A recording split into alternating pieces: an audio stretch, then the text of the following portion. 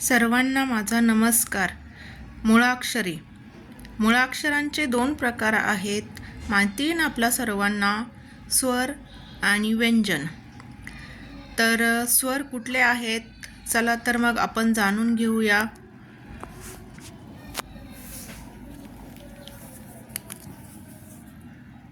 अ, आ, E, E. हा E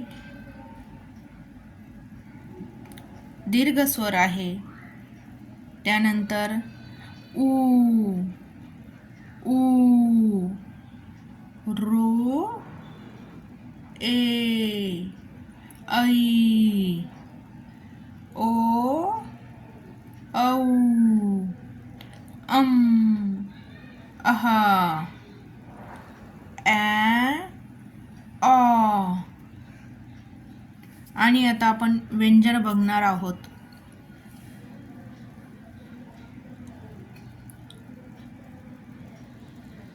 क, ख, ग, घ, ड, च, छ, ज, झ, त्र, ट, ठ, ड, ढ, न, त, थ, द, ध, न, प, फ, ब, भ, म, य, र, ल, व,